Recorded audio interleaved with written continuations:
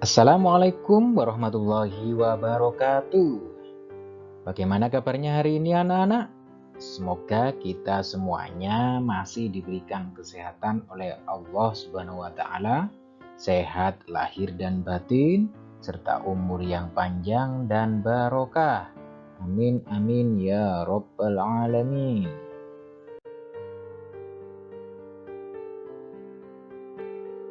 Anak-anakku yang berbahagia, kali ini kita kembali dalam program pembelajaran dari rumah. Materi pelajaran Pendidikan Agama Islam dan Budi Pekerti kelas 5. Kali ini kita akan mempelajari pelajaran 5 pertemuan 4 tentang kisah keteladanan Nabi Muhammad SAW. Namun sebelum kita mulai terlebih dahulu, marilah kita membaca doa agar ilmu yang kita peroleh jadi ilmu yang bermanfaat dan barokah. Amin.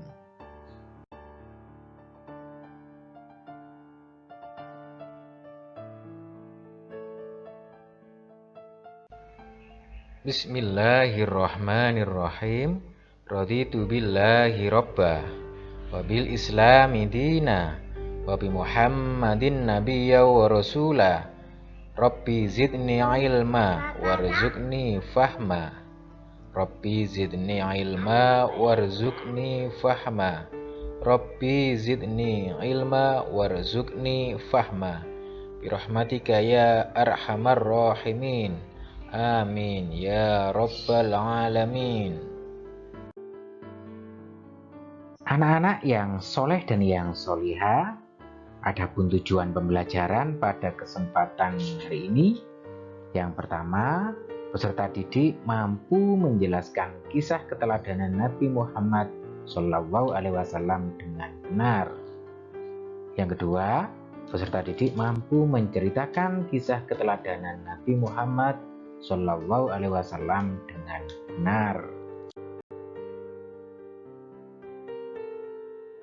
Sekedar mengingatkan bagi yang belum pernah subscribe, jangan lupa klik subscribe ya, agar kalian bisa menerima pemberitahuan video pembelajaran berikutnya. Marilah kita simak pelajaran ini dengan seksama agar kita dapat memahami pelajaran ini dengan baik.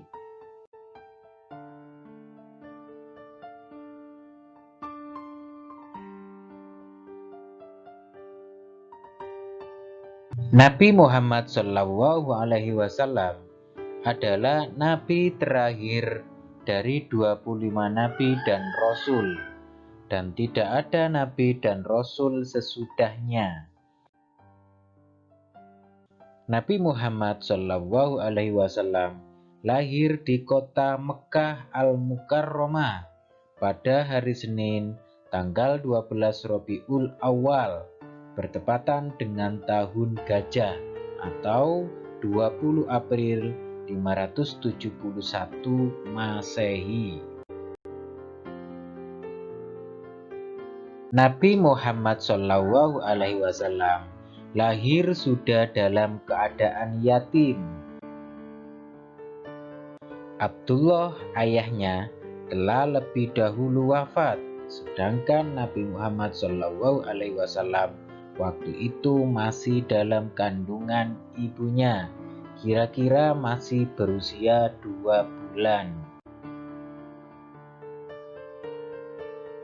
Abdullah bin Abdul Muthalib sebagai ayah tidak meninggalkan harta benda yang banyak yang akan diwarisi putranya. Abdullah hanya meninggalkan beberapa ekor unta saja. Ibu Muhammad bernama Aminah binti Wahab dari kalangan suku Quraisy yang terpandang mulia di masa itu. Nabi Muhammad SAW pada masa bayi diasuh oleh Halimah. Setelah usia lebih kurang 2 tahun, Halimah menyerahkan kembali Muhammad kepada Aminah. Pada masa kanak-kanak, Muhammad kecil selalu diajak pamannya Abu Thalib mengembala kambing. Ia senang dengan pekerjaannya dan sayang kepada hewan. Karena itu paman Muhammad sering menyebutnya si cerdas yang lincah dan baik. Pada usia muda, Nabi Muhammad SAW terkenal tabah, sabar, bertanggung jawab, bekerja keras, dan sangat jujur, sehingga ia diberi julukan Al-Amin, artinya terpercaya. Pekerjaan yang digelutinya saat itu adalah berdagang ke negeri Syam. Ia membawa berbagai jenis dagangan milik saudagar kaya yang bernama Khadijah. Karena kejujuran Muhammad, Khadijah jatuh cinta padanya. Khadijah akhirnya menjadi istri Muhammad. Pada usia 40 tahun, beliau diangkat menjadi rasul. Berdakwah mengajak umat manusia menyembah Allah Subhanahu wa Ta'ala dan meninggalkan kemusyrikan, yaitu penyembahan terhadap berhala. Nabi Muhammad SAW mempunyai kebiasaan berhalwat, yaitu mengasingkan diri dari keramaian manusia, merenung, mendekatkan diri kepada Allah Subhanahu wa Ta'ala. Tempat yang digunakannya adalah di Gua Hira, kurang lebih 5 km dari arah timur kota Mekah. Beliau lakukan ini pada setiap bulan Ramadan tiba. Pada hari ke-17 dari bulan Ramadan saat itu, Muhammad SAW mengalami peristiwa yang sangat menakjubkan. Beliau menceritakan peristiwa itu. Di saat aku sedang tidur, datanglah malaikat Jibril menghampiriku seraya berkata, "Bacalah." Aku tidak dapat membaca, jawabku. Malaikat lalu memelukku hingga aku merasa bahwa kematian sedang menghampiriku. Ia melepaskan diriku lalu berkata lagi, "Bacalah." Aku tidak dapat membaca, jawabku. Ia kembali memelukku lagi hingga aku merasa kematianku tiba. Kemudian ia melepaskan diriku sambil berkata,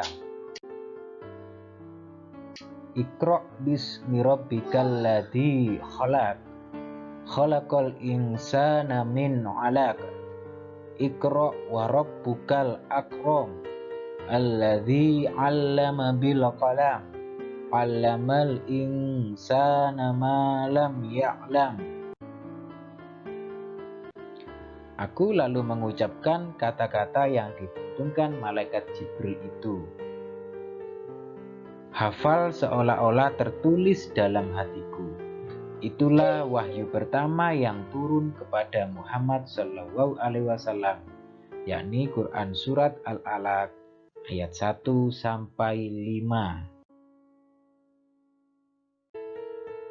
Dalam menyiarkan agama Allah Subhanahu wa Ta'ala, Nabi Muhammad SAW tidak pernah takut sekalipun berhadapan dengan berbagai rintangan. Dakwahnya sering dihadang, bahkan diancam akan dibunuh. Abu Jahal adalah orang yang paling membencinya. Suatu ketika Nabi Muhammad SAW sedang beribadah. Lantas Abu Jahal dan komplotannya datang sengaja mengotorinya dengan najis. Namun Nabi Muhammad SAW hanya berdoa kepada Allah Subhanahu wa Ta'ala, "Ya Tuhan, kepada Engkau aku menyerahkan kaum Quraisy." Doa ini dibaca berulang-ulang. Nabi Muhammad SAW selain terkenal jujur dan pemaaf, juga peduli dan mencintai anak yatim. Nabi pernah bersabda, "Barang siapa yang merawat dan mengasuh anak yatim dengan sebaik-baiknya, kelak mereka akan masuk surga dan tempatnya berdekatan dengan Nabi." Hal ini diisyaratkan Nabi dengan jari telunjuk dengan jari tengahnya yang berdekatan dan tidak terhalang apapun. Begitulah cinta Nabi Muhammad SAW kepada umatnya, terutama kepada anak yatim. Rasul terakhir adalah Nabi Muhammad SAW. Dialah Nabi dan Rasul penutup. Tidak ada lagi Nabi dan Rasul setelahnya. Karena Nabi Muhammad SAW sebagai penutup para nabi, maka sering disebut dengan Khotamul Anbiya, artinya penutup atau penghabisan para nabi dan rasul.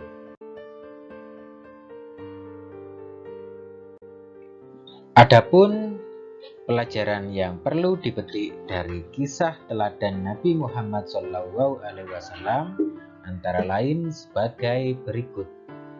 Pertama, Nabi Muhammad SAW lahir bertepatan pada tahun Gajah atau tahun 571 Masehi. Yang kedua, Nabi Muhammad SAW lahir dalam keadaan yatim. Ketiga, di waktu kecil sering membantu mengembala kambing. Dan keempat, pada usia muda rajin bekerja dan tangguh.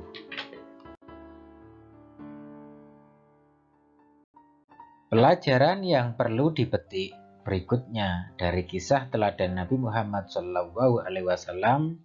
Yang kelima adalah Nabi Muhammad SAW terkenal sebagai orang jujur dengan gelar Al-Amin. Nomor 6, Muhammad pada usia 40 tahun diangkat menjadi Rasul. Kemudian yang ketujuh, Nabi Muhammad menerima wahyu Al-Quran di Gua Hira. Yang kedelapan, cinta dan sayang kepada anak yatim. Dan yang kesembilan, Muhammad SAW adalah Khotamul Anbiya, yaitu Rasul terakhir. Anak-anakku yang soleh dan yang solehah, demikian tadi penjelasan materi pada pelajaran ini. Selanjutnya adalah evaluasi dari pembelajaran hari ini dengan tujuan untuk mengasah kemampuan kalian dalam memahami materi ini. Soal-soal yang akan kami berikan, silahkan kalian tulis dan kalian jawab. Dan setelah selesai, boleh kalian tunjukkan pada guru pendidikan agama Islam kalian.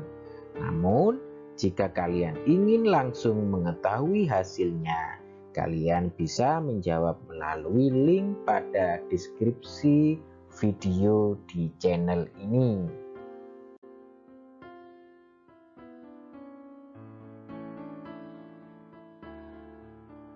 Selamat mengerjakan dan jangan lupa membaca doa terlebih dahulu.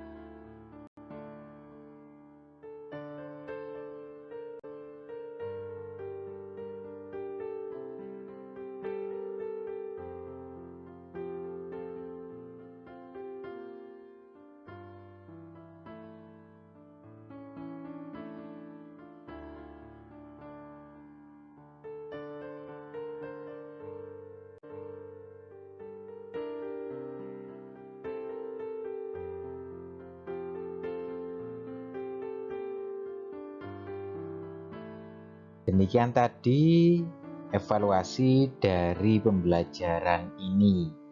Selanjutnya, soal-soal yang kami berikan tadi setelah selesai kalian kerjakan, boleh kalian tunjukkan pada guru pendidikan agama Islam kalian.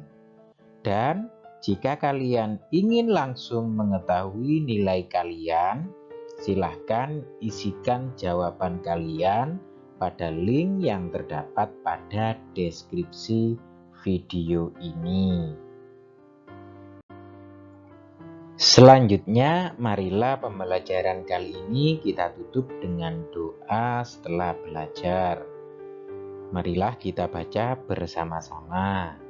Bismillahirrahmanirrahim.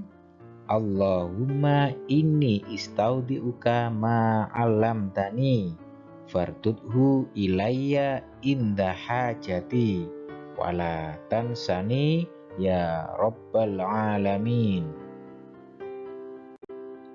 Anak-anakku semuanya yang berbahagia, sekian pembelajaran pada kesempatan hari ini. Tentunya jangan lupa subscribe video pembelajaran ini ya, guna penyempurnaan video pembelajaran berikutnya. Dan akhirul kalam, wassalamualaikum warahmatullahi wabarakatuh.